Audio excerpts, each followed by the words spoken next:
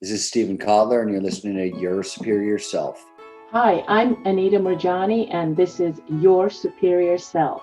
Hello, this is Dr. Raymond Moody, and this is Your Superior Self. Hi, Cultural Creatives. I'm Bruce Lipton, and I'm here to join you with Your Superior Self. Hi, this is Paul Selig, and this is Your Superior Self. What's up, everybody? I'm Aubrey Marcus, and this is Your Superior Self. What's up, guys? Welcome back. I'm Trey Downs, and this is Your Superior Self, the podcast that helps you remember the greatness that is inside of you. Not outside, not over there, but right here in you. And to help you remember that, I have Reverend Skip Jennings joining the show today. For those who don't know, Reverend Skip Jennings is the co-host of Voice of Unity on unityonlineradio.org, the host of In the Flow podcast, and the author of the Lotus Kitchen, Spirit Explosion, and his latest creation, the little book for big transformations, 31 Days of Inner Visions and Spiritual Practices. He's also a graduate of the Michael B. Beckwith School of Ministry. Yes. This is going to be a fun show.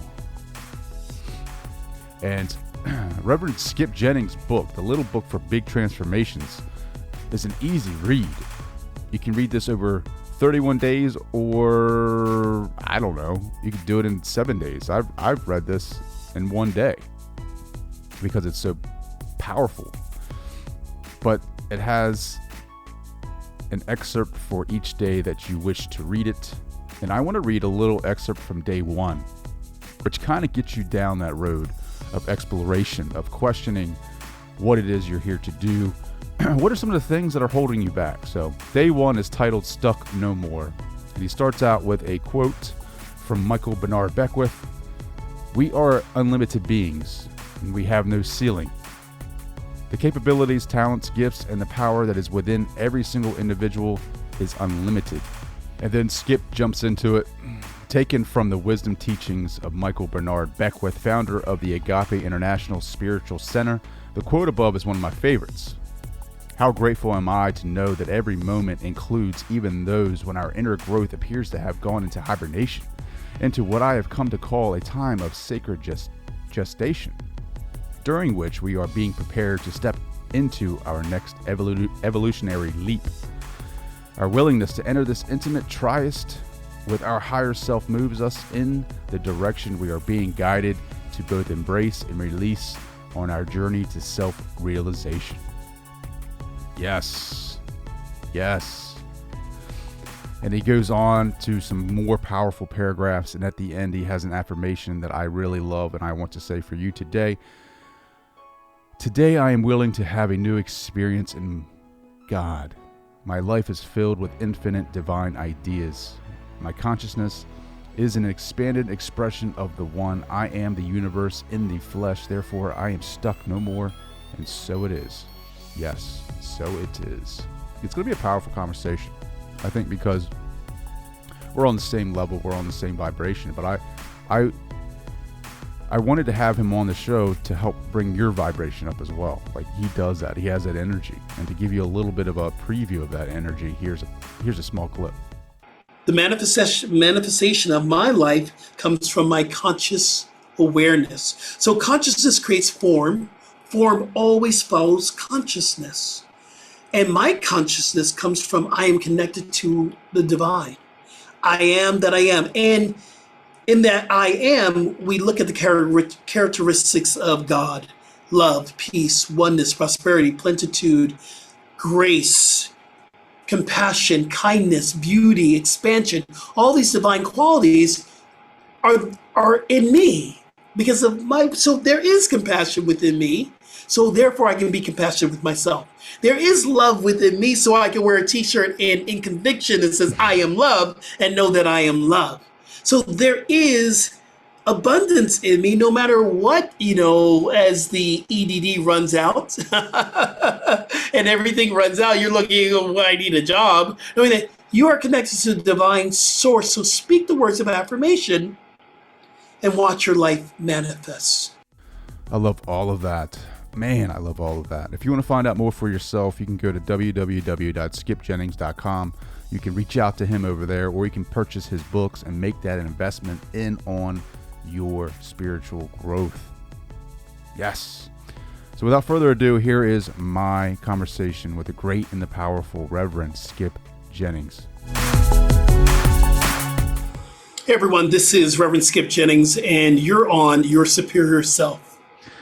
Reverend Skip Jennings, my man, thank you so much for joining the show. I cannot wait to dive into not only your book, the little book for big transformations, but your story as well, man. It's an honor to be here, and thank you for doing the work that you're doing out in the world. It's truly amazing to listen to your podcasts. I love it. I love your shirt too, by the way. I am love. I love that. This is part of my t-shirt line that I created in the middle of COVID. And it's part of the Awake Shop. And I decided to put all my acronyms and teaching philosophies on a t-shirt, which we all do, so yeah, I created a t-shirt brand this year. That's awesome. I love that. So let's talk about you, right? Like, so you put a little bit of your story in this book, right? So you published some, I guess, essays or blogs or something like that, and you took those that work and you published a book from it.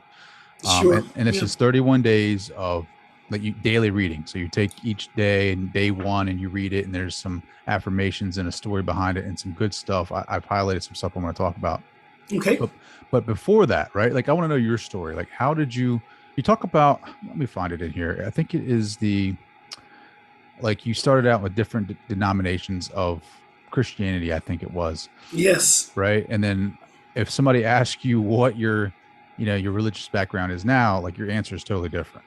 Right. I am a universalist. And what I mean by okay. How'd you start out? I am a Southern Baptist with a Pentecostal feel, of a grandson of a minister. Most of my family members are very involved with the church. A lot are ministers. My grandfather was a minister. My brother's a music minister. And this has been the path of my family. The other path has been morticians. So we have ministers and morticians. And I came out of the womb knowing that, this higher power that I choose to call God, but I invite everyone to understand, find the word for yourself. If God is a trigger, don't use that word. There's another word of love, of peace, of oneness, but find your way. But I always knew I was connected to something greater than this human experience. So in my journey, it has been from coming up in the Baptist church and understanding and awakening and realizing that I am gay, that how it really was a fighting point for my family and people in the church, being told that you're going to hell for loving who you love. And I didn't feel comfortable remaining in the Baptist upbringing or the Baptist religion. So I did my own journey. I studied Mormonism, I studied Buddhism, I studied Hinduism, and I was really looking for a journey. I am a seeker. And I found myself in the Episcopalian faith, which allows us to be gay and love God and be a priest and serve. But then a friend of mine said, well, I want to bring you to Agape International Spiritual Center, which is New Thought. And Church of Religious Science comes out of, or it's the basis of that. And when I got to Agape, started to study science of mind, I realized that there was nothing wrong with me. I'm just uncovering all the things that I didn't like about myself or what other people didn't like about me. And I truly found my connection with Spirit. So that's how I landed to where I'm at today. New Thought. Can you explain that to people that may be hearing this for the first time? Sure. So it is ageless wisdom. It's New Thought, ageless wisdom. And the ageless wisdom that we're talking about, or ancient wisdom, some people call it ancient wisdom, that the basis of every religious path or every spiritual path comes from a space of love. We learn to love God. We learn to love ourselves. We learn to love each other. And that is the basis of every religious journey. So that is the ancient wisdom that is always there. But we want to have a new thought about it. We want to have maybe a more expansive idea than the black and white Christian, this is right, this is wrong, to this idea that spirit lives within me. So how does spirit show up as me? And this is expanding what we've been taught. We've been taught that there is a black and there's a white, there's a wrong and a right. But spirituality says, let's look at your relationship with spirit. That's powerful stuff. I'm right there with you. I'm kind of like you. I don't like when people ask me what I am. I'm like, I am that I am, right? Like I'm learning that, right? Like I'm learning that. And your affirmations are very powerful because you are what you present or what you feel yourself to be. Like your reality will create itself as the consciousness that you hold, right? So if you think that if you're always asking for things because you feel like you're in lack, the universe will continue to produce that for you.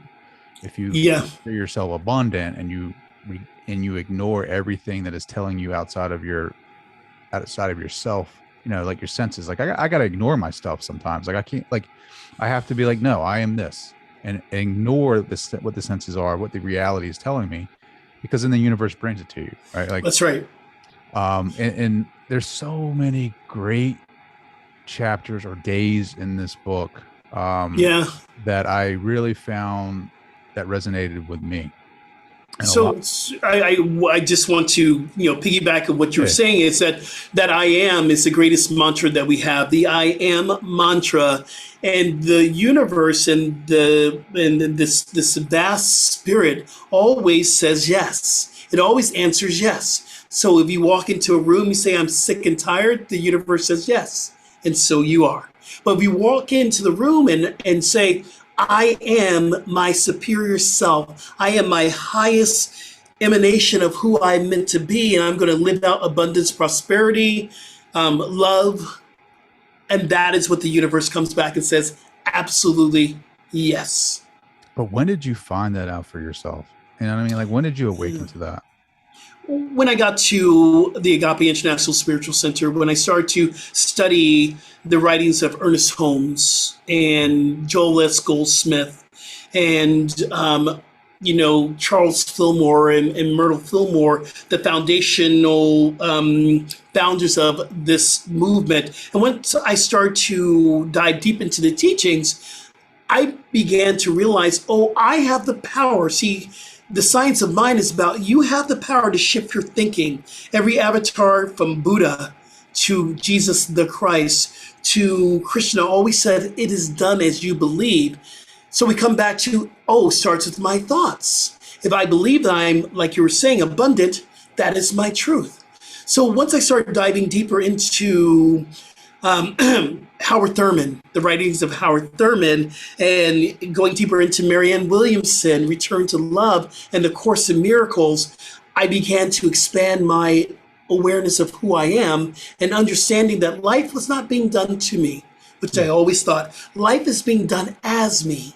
So I get to stand up and take responsibility for the life that I'm living. That's some powerful stuff. I love it. And then you have some nice excerpts in here from Dr. Michael B. Beckwith. Yeah. Who I've come across for a while now. I've watched his stuff. He's just very powerful, right? Like, how much inspiration do you draw from his work? Michael Beckwith is a friend of mine. He's my mentor. I was just talking to him the other day on the phone about a position that I'm actually applying for, a ministerial position. And this man has, because of his yes, allowed thousands of us to have our yes. From creating or being the founding energy of the Agape International Spiritual Center, we all matriculated through his schools, through Agape University, to becoming ministers and practitioners. the music department, which, Ricky Byers and the music that she brought to us at Agape when it was in Culver City, life-changing, life-changing. The two books I read constantly is the Spiritual Liberation, and the second book is the Life Visioning Process. And these books are the staples of my spiritual walk. But the great thing I love about Michael is that I can go up to the Rev and say, hey, I'm dealing with this. And he'll go, yeah. And he won't per se give me the answer, but he will invite me to find the answer within myself. That leads me to my next question. Yeah. So you were meditating, right?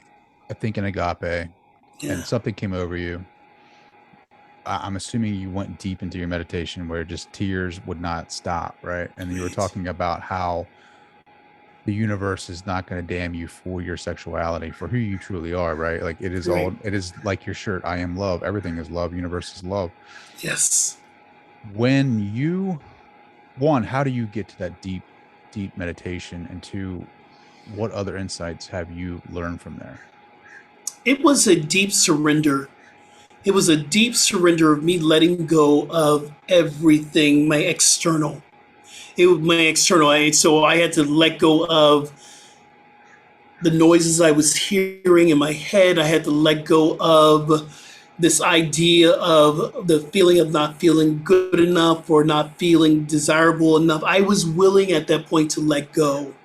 And in meditation, a deep surrender, there was no time. There was no space. There wasn't this idea of the linear experience. It was an expansive experience of love. It was the deepest contented feeling that I never experienced before. It was life-changing. I really felt love for the very first time. My path has been searching for love. May it be with partners, or may it be through shopping or eating or drinking or whatever. Finding the true sense of unconditional love was that moment. And in that moment, I realized that, oh, this is what I've been searching for. This is life. This is love. This is what I've been searching for. So the tears start to come because I never knew love. I never knew love.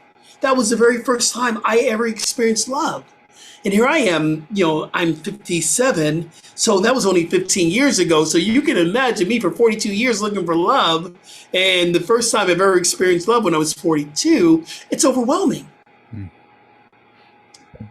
Doesn't it just seem like that's just the path of it, right? Like that's the path like we all have to live. Like if you had learned that when you were 16, like I don't think the meaning would have been as much, right? Like you had to go through all that journey, all that contrast to get to where you're at, where you're 42, and you're learning that you are accepted for what you are because you are that which you are, and there's nothing wrong with that, right? Absolutely, I agree with that 100%. This is the journey of enlightenment, and people say, "What is the journey of enlightenment?" You're always talking about. And, the misconception is that we are looking for God, or God needs to be found. We need to find God. But the truth is we need to, because God is present. The light, the love, the Christ consciousness is always present. We are looking for, where do we fall into that? Where is our space in God? God doesn't need to be found. We need to find ourselves in God. And in this journey of awakening, I truly believe that we come to this planet, this earth school, with everything that we need to know about God. We're babies. Love. We know the experience of joy. We know the experience of being happy. We know the experience of divine contentment. We grow up beginning to understand the other. We begin to understand that, oh, I'm separate from that person because of how we look. We're taught that we are not enough and we need something to complete us. And this journey goes on and on and on till we have a spiritual awakening, and we understand that this road that we're on of searching for external, gifts to bring to ourselves is no longer fulfilling. Then we now want to have a shift. The pain was pushing us. Now the vision is going to pull us. So we tap into spiritual awakening, and that doesn't happen until, 30 sometimes. Sometimes it happens earlier, but I'd say around 30, we start to really begin to understand, isn't there more than life than this? Isn't there more than life than what's going on? And then even in my own experience after 30, I was asking those questions, but it wasn't until I was about 40 that I really began to really search out what is the meaning of life. I know this sounds cliche, but it was the truth. I wanted the meaning of life. I wanted to find out, why am I here? What is my purpose? And everything that I was doing up until my 40s was not giving me the answer. So, when you say yes to understanding something deeper within yourself, the universe will show up, conspire for you. The universe will always conspire, so the right people will start to show up in your life. There will be teachers. You'll get the right book. You'll walk into the bookstore and you're looking for something else, and something else falls off the shelf. Or you're looking at, something on TV and you flip the channel and then something comes up inspirational. So when you say yes, the universe will show up for your good. Yes. I'll say yes now. Can you give me like an example of that? Like, do you, off the cuff, do you know of like, I'm sure you know, but I mean, like, can you give us an example of like when the universe, like, and it's not like you were talking about, right? Like a book will fall off the shelf or you'll have this like feeling, but like, I feel like the universe talks to us. It's very subtle. You know what I mean? Like it's not like a large sign that says Trey, go here, right? Like it's like, it might take a while. That's why I think a lot of us, like, so you hit that self-actualization point, like 30 years old, or when Maslow's hierarchy of needs, when you get to that top part of the pyramid where you have secured everything in your life and you're looking for what the meaning of life is. Now you're asking these deeper questions and the universe is kind of giving you breadcrumbs, and you're like, and for me, right, dude, like I have to have a lot of breadcrumbs because like, I'm not. We all do. We all need those breadcrumbs. Yes. Example when like the universe gave you that big aha. So I spent most of my life working to overcome these, I would say, maybe titles or maybe labels that my teachers or my parents had placed upon me. I experienced severe dyslexia. And in the experience of dyslexia that I experienced, I see the letters actually inverting or flipping or moving or, while I'm reading. So I have to be more present with it. There was a little yes within me that said, you can overcome this. And I would begin with meditation and I would ask, how can I overcome this? And in that little yes, I heard audible in my consciousness, write a book. So I wrote a book. I said, I'm going to write a book of what I love, and I love poetry. So I wrote my first book was a book of poetry. I wrote a book of poetry that had affirmations as well, that had my artworks. I'm an artist as well, doing all that. And I put it all into a book. I self-published it. And I knew from that little tiny yes, the universe saying, you can overcome anything. Then I wrote a cookbook. I'm a yogi, so we took our cookbook and we have these vegetarian recipes that me and another chef, Gwen Keneally, actually created. And I took the yoga practices and put it in together. And then this little book of Big Transformation all came from that small, subtle yes. And I believe it comes from our meditation. It comes from the practice of meditation. I believe that we can only connect with spirit through spiritual practices. And once we begin to understand that we must slow down, be still, to listen and to hear, once we find that in our life, meditation in our life, the rest of the world begins to expand. The other thing I realized too, my spiritual counselor said to me, God does not require us to work. We think we have to work for God's favor. But what we get to do is to allow it to happen. It is the allowing and the receiving that will allow us to live the life that we want, that we desire. We allow it to happen through us. You know, what's funny is I was doing a meditation just before the show, just before this conversation, and what I heard was surrender, right? Surrender. Because we all get into this. We all fall into the ego. We all kind of want to be in control of we forget, like, I don't care how spiritual you are or how awake or woke you are, like you're going to fall asleep to the ego at some point, right? Like you're going to fall back asleep into your habits, and you're going to forget that we are spiritual beings having a human experience, right? And you're going to fall asleep, and you're going to be in life, and you're going to think that you actually control everything, and things are not going to go your way, and you're going to get upset. You're going to be like, why me? And a part of me has been, kind of falling asleep and having those feelings. And I'm sitting on the couch, and I'm like, all right, what is it do I need to hear? And like you said, right, it's not like a voice for me. It's like more of a thought, but it's Right. like, you know what I mean? Like it's a thought that I know that is from my higher self or from the Yeah. universe. Yeah. And it was just surrender. And it's like this peace that came over me was like, oh, just like let go of it, let go of it, let go of it. Which to me can be very hard, right? Very hard yeah. to surrender. because Absolutely. we want to And control we, everything. oh, I'm sorry, go ahead. No, I just saying we want to control everything. And so then we must ask ourselves, what are we surrendering to? Because some people surrender throughout this pandemic. Some people surrender to the eating. Some people surrender to the alcohol, the drugs. Some people surrender to checking out.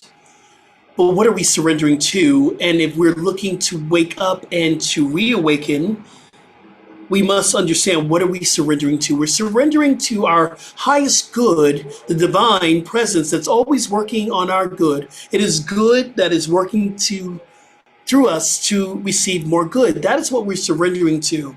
Our sacred yes, as another teacher of mine, Deborah Johnson, would say, your sacred yes is your connection with spirit.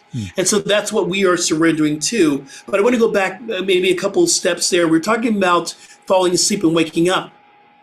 I believe that this is what Earth School is all about. I believe Earth School is about falling asleep, but if you wake back up, you learn the lesson. Because there's not very many of us that walk around woke the whole time. Now, we can be very connected with what we're experiencing, but it takes the practice of staying awake. And here's what happened. We fall asleep, we wake up. We fall asleep, we wake up. When we fall asleep, we are less time in the sleep mode, and we're finding ourselves being more awake.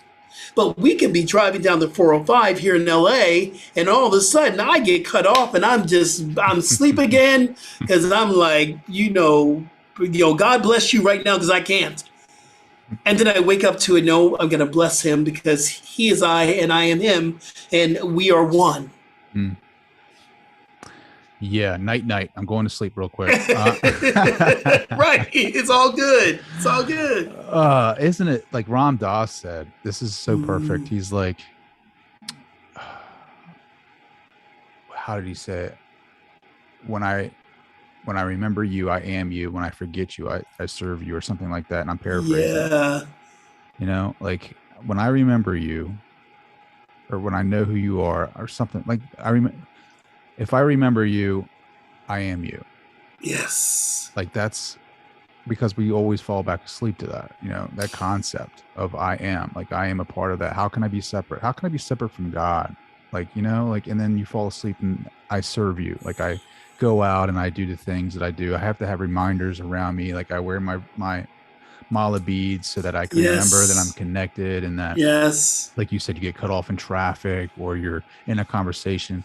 Like practicing being in the moment, like Ram Dass was saying, like be here now. Be here now. Because you get into this flow, right? Like you and I are in this conversation, like in this flow, and energies are going crazy. And then depending on where that moment is for you, whether it's at work or in a conversation with a loved one or something like that, where it can get kind of tense, right? Because not everybody is on the same path that you are on. That's right. And so like you got to remember that, right? Yeah. And can you imagine if how the energy in the Middle East would be right now if everyone began to recognize that we're just all one people. Can you imagine what Afghanistan would have been like if, or could be like, if they remembered that there is no separation between you and I? Could you imagine what it would be like here in America if the white supremacists and the Black Lives Matter would understand that we are one? There's nothing that divides us but our consciousness and our mental state. That is the only thing that divides us. So this idea, another teacher that I love, Iyanla Vanzant, says that I am not my brother's keeper, I am my brother. I am not my sister's keeper, I am my sister. So we get to remember that or not. There's some people who love that energy of separation. There's some people who love that energy of the fight, the battle. They thrive on it. But when we're waking up, we're moving into a higher vibration frequency. That energy of love, that energy of oneness must overtake this external experience of separation. No, you're right, 100%. I mean, think about, world peace, right? You think about that, like how if we knew, like every individual, but again, that's like the journey of the soul, the being, right? Like that is it, right? Like everybody's on the same on a different level. So it's like I don't expect my neighbor to be in that consciousness that I am. Do I want them eventually? Yes. Whether it's this lifetime or the next. I feel like that is it though, right? Like just by you and I being who we are, right? We let off this energy or this consciousness that is around us that sparks something in them, right? That's Whether right. that's curiosity or anything like that. Then they start, all right, well maybe, and that's the whole point of the podcast. Is that Siri listening to our conversation? Yeah, it's just so funny. She breaks in at the most amazing times. I could be giving a lecture or whatever, and from my watch, I don't understand that. Well, Siri, you weren't meant to understand that. Well, she needs to. Right? We need to. People need to be like, and here's the thing too, right? Like everything that's going on in the Middle East and everything that's going on here. Yeah. Like if I try to control anything, that is the ego thinking that it's in control. But if I can just be in love and send thoughts, like positive thoughts, that's more powerful than any deed that I could do, right? Like that's more because I am giving a part of myself, which is consciousness, my energy, my thoughts to them.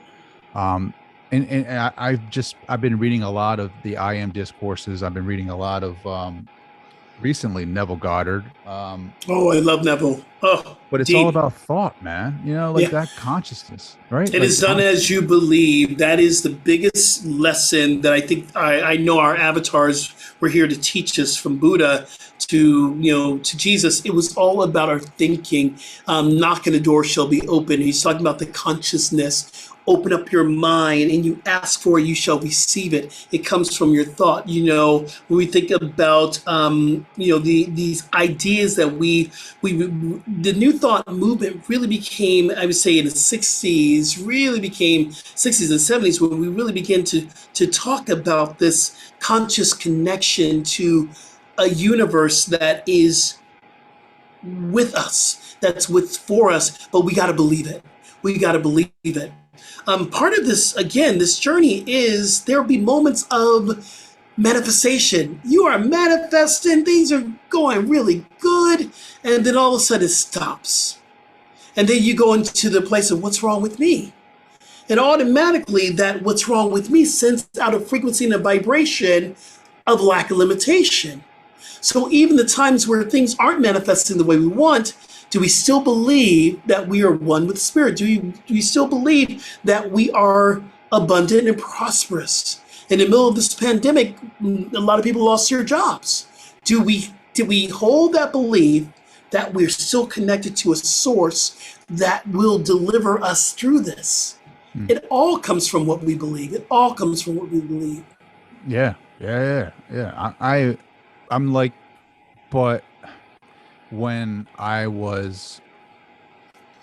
I look back at my life and I think about that, it's ridiculous how I manifested a lot of my situations and my circumstances and was asleep to that, right? Like thinking that it's just chance, that I had control over things. If I did certain things, if I grinded out, that I would do this and that. I mean, and now that I look back at it, like the thoughts that I was having back then correlate direct correlation with the events that unfolded in my life. Like, and Yes. I was asleep to that. I never really thought about that. Like, never. Most people don't. Most people who are not on this path that we're on, they listen. The law works no matter what. This law of manifestation, the law of our thinking, the law of abundance, the law of prosperity and plenitude, it is working. Some people are awake to it and some people aren't. Mm-hmm. Now, we can get into a manifestation cycle without knowing the law. It could be, oh yeah, I can do that. That sends out the frequency and vibration that you can do that and more. So then opportunities will come.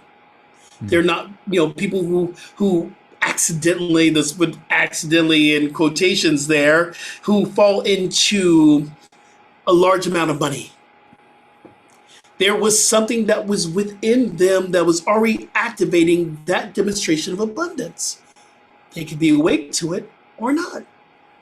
Yeah. I mean, if you thought I'm sure you've read, I've been reading his Neville Goddard stuff and his take on the Bible. And I'm like, man, I've been taking it literally for my entire life. But if you look at it, because he's talking about how it's written in the Eastern tradition where everything's a metaphor, right? Like the Mother Mary isn't a virgin lady having Jesus. Like we are the Mother Mary and Jesus is our consciousness. Like, you know what I mean? Like, yeah, this is, I love that that we can speak the truth about this, because we look at the Bible and my whole family Christians, and I love my family, but I chose a path that would take me a little bit deeper. So I began to study with Rocco Errico, the Aramaic, what Jesus really said, what was actually said, not written. So we must look at the fact that these stories were actually told verbally. They were passed down from generation to generation, and then they began to write, and then it got translated in so many different ways, and it went from the Aramaic to Greek to Latin, then to Greek, and to German, and then English. So in this translation of what we're getting, it has been so bastardized and it's been so manipulated, and the forces behind the reasons of translating the Bible, you have to bring in those issues as well.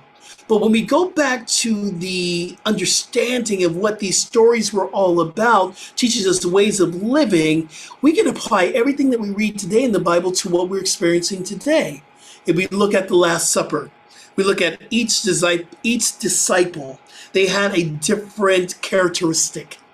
You had Thomas, who doubted. You had, Peter, who said he was faithful, but denied Christ. You have all these different things. We do that to ourselves, our own consciousness. We doubt our consciousness. We betray our consciousness. We are the lover of Mary. Mary's the lover of us. We are every character in that Bible. We are Daniel. We are the conqueror, but we are also Saul. We are also the liar and the cheat. All these are the energies that we carry within ourselves. So when we get to look at this reading, this incredible Bible that I read almost every day, I get to look at it and say, okay, God, what is my message? Here's a new thought. This ancient wisdom of the Bible, what is the new thought that I'm having for myself, applying to the situation that I'm in right now? COVID, vaccinations, finding a job, finding food. All this that we are learning right now, we can apply to where we are. The trip up, and where people get really tripped up, is this literal readings of the Bible. They're taking it for literal, and listen, if you get something out of that changed your life, you keep on. But understanding these were stories that represented parts of everyone's life. Yeah, and I just have to quote this because I just read it not too long ago. It's from Freedom for All book that Neville Goddard wrote. One day man will realize that his own I amness is the God he has been seeking throughout the ages, and that his own sense of awareness, his consciousness of being, is the one and only reality. Wow. What are your thoughts on that?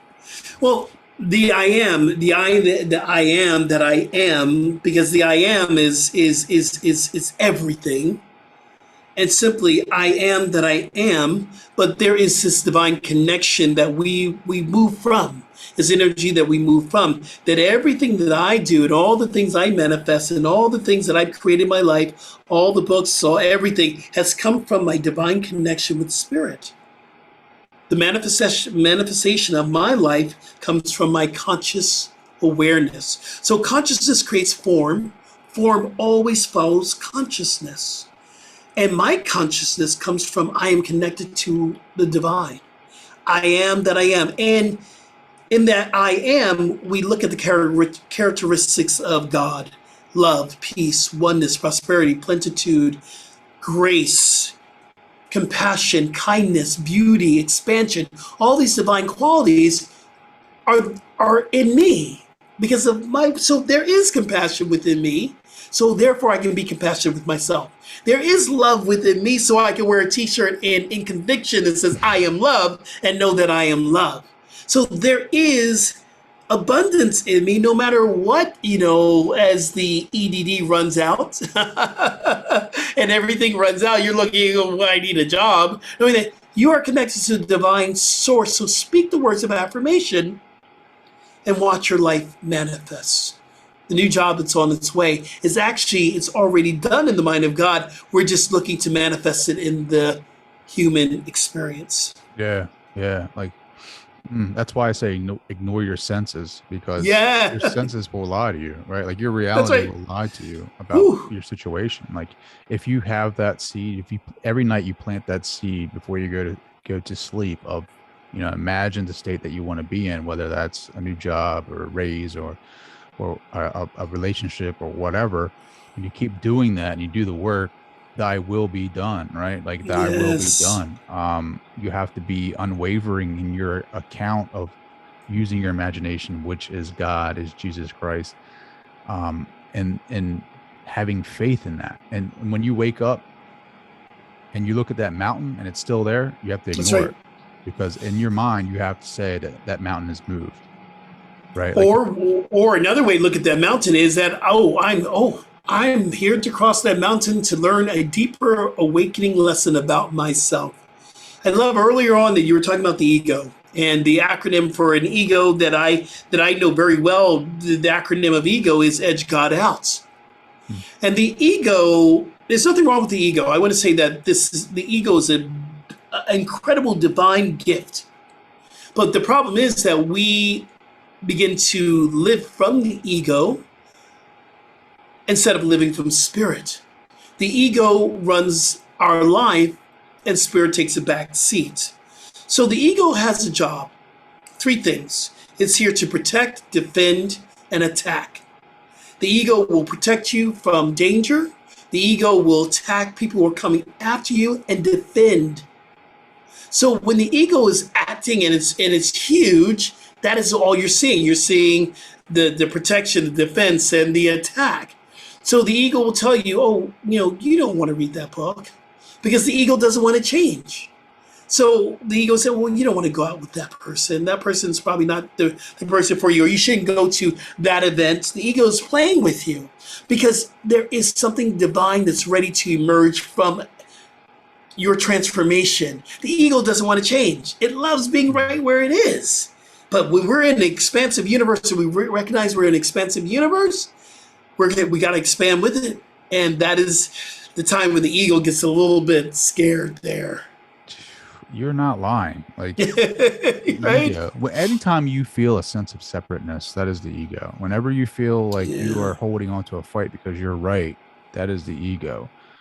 And that's what I was talking about earlier with surrender. Like, let go and surrender to God. Like, surrender to the divine being that you are, and know that you are thy God. Like, and people have struggled with that, right? Because people want to say God is separate from me. God is, God is great, but God is separate, and I got to appease him, and I got to worship him. And if I don't pray hard enough, I won't get the things that I want.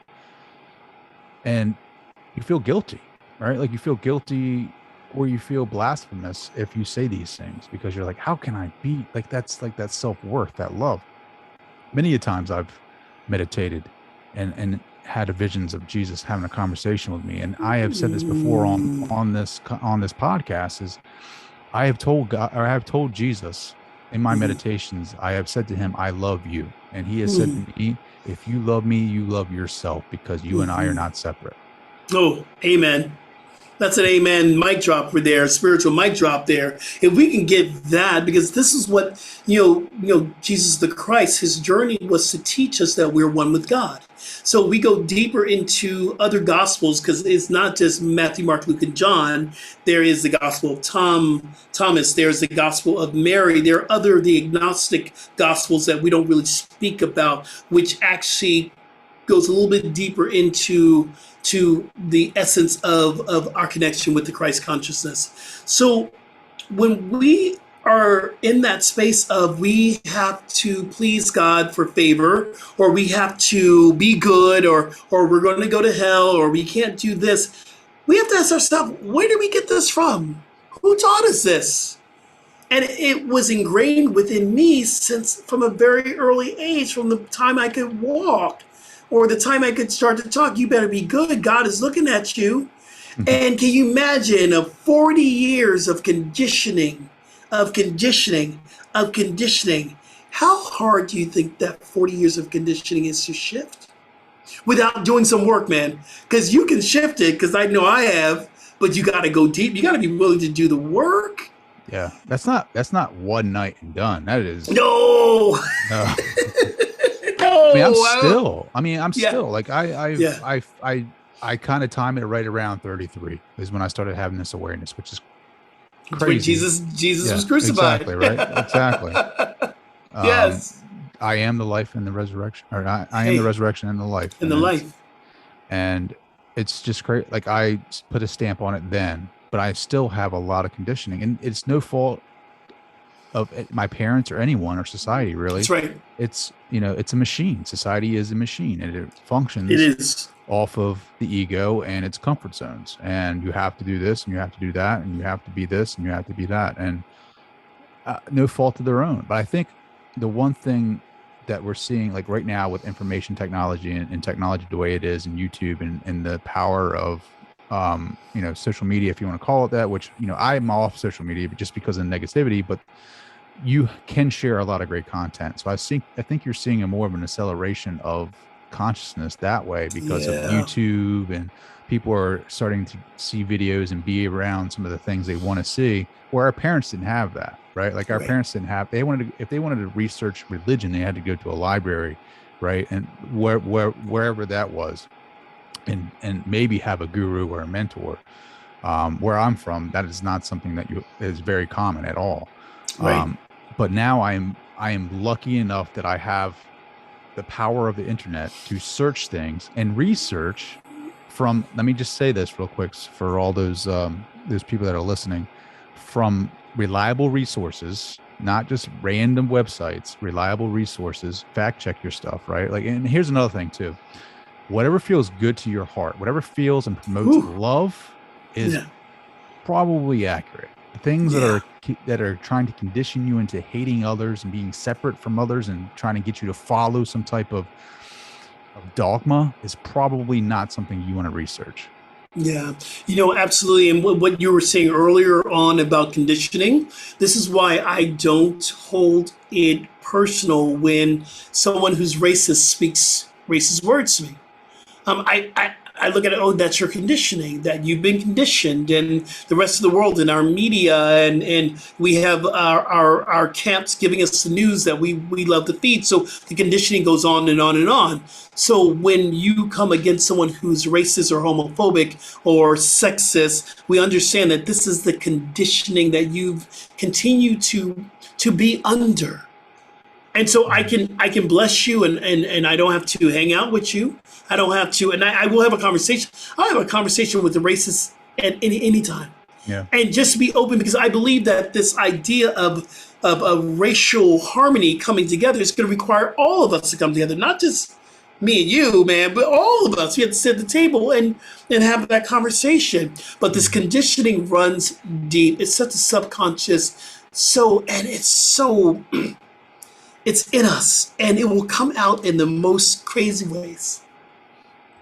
Yeah, I agree. If you like, I've never there's one thing that is so true is like those, the one thing I did like about Facebook is some of the memes and some of the pictures they had on there. But if you have two kids from different backgrounds, they're not talking about their race or whatever. They're using their imagination to go play, play in their little own worlds, and that's the true essence of I am. Like that, you have to be like children to enter into the kingdom of heaven. Like because of that aspect of, that consciousness of like I am separate from them, right? Like it's not there in small children. They go and they play and they're together and they're using their imaginations and they're going and they're creating things in their own little worlds and they're having a great time.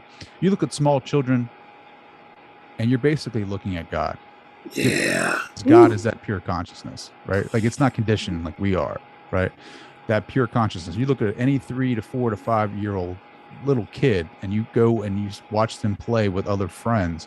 There is no separateness.